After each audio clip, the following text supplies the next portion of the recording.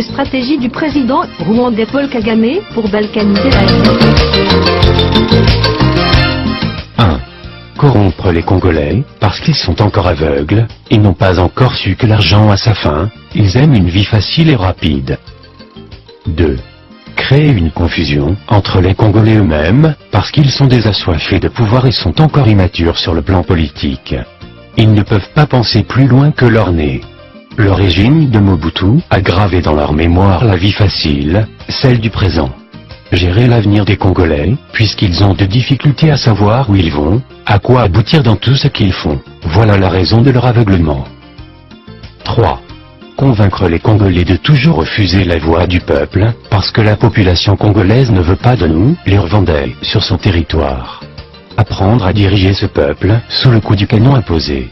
Lorsqu'ils s'opposent, tuer certains d'eux et les restes, pourront procéder à une involontaire reddition. Nous ne devons pas nous soucier de leur liberté de choix ou de vouloir parce que nous ne sommes pas là, pour ça mais pour un autre but. 4. Convaincre les Congolais toujours de ne pas penser à leur nation, leur patrie. Lorsque nous leur parlons, leur montrer qu'à partir du projet que nous entreprenons ensemble, ils deviendront riches, ils achèteront des véhicules, maisons et ils seront bien. Ils oublieront qu'à partir de leur pays, ils ont plus que cela. Toujours les distraire avec la musique, les belles femmes et la bière. Pour nous, nous avions été en refuge et savons que tout cela est vanité de vanité, si vous n'avez pas une nation ou une patrie. Pour eux, ils ne doivent pas savoir cela.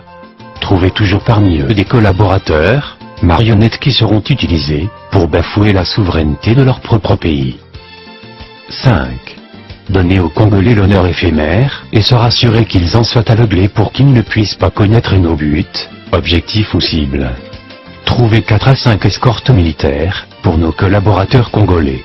Ils verront en cela l'honneur mais pour nous, nous le ferons dans le cadre de les priver de leur liberté car l'escorte militaire sera donné la tâche de les surveiller. En d'autres termes, il mènera une vie de prison sans le savoir. 6. Lorsqu'ils voudront se séparer de nous, trouvons tous les moyens possibles de les tuer parce qu'ils peuvent avoir maîtrisé un iota de nos stratégies ou tactiques. 7. Une fois que nous avions perdu l'un d'eux, nous n'allons toujours pas manquer quelqu'un d'autre à aveugler. 8. Toujours penser à utiliser les Congolais pour démentir toutes les accusations et dénonciations faites contre les forfaits que nous commettons sur leur territoire.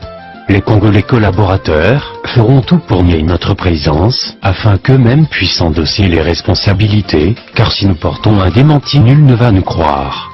Rassurons-nous qu'en fin de compte nous puissions conclure en disant que ce problème n'engage que les Congolais eux-mêmes, et manifestons qu'on n'a aucun souci, un quelconque intérêt dans ce qui se déroule en RD Congo. 9. Tuer ou assassiner tout cela qui s'oppose à nos plans, pour que d'autres vivent dans la terreur, et stoppent de parler de nos affaires. 10. Appeler tous les Congolais, qui ont de l'argent et ceux-là qui ont étudié et leur proposer le pouvoir ou l'argent. Comme le pouvoir est comme un gâteau sucré, personne ne va refuser. Utilisons surtout leurs études et leurs richesses pour détruire leur pays, car à partir de leur ruine, nous bâtirons notre Rwanda et un jour nous leur donnerons des métiers d'enseignants et d'autres sales métiers, surtout ceux-là qui jadis étaient nos collaborateurs, et surtout qu'en ce moment-là nous ne bénéficierons rien d'eux. Profitons de leur ignorance, pour bâtir notre pays et détruire les leurs. 11. Utilisez toujours la RD Congo, comme notre champ de bataille, car nous n'y avons aucun frère, sœur, bref aucun membre de famille. Cela pourra épargner notre pays contre toute destruction et contribuer à la destruction de la RD Congo, comme c'est surtout notre objectif. 12. Les militaires congolais, que nous aurons convaincus, seront toujours placés sur la première ligne de front pour leur permettre de s'affronter contre leurs frères et de s'entretuer. Cela pourra nous permettre de sauver la vie de nos militaires, car notre souci n'est que de les anéantir complètement et surtout de tuer d'autres sur le plan politique.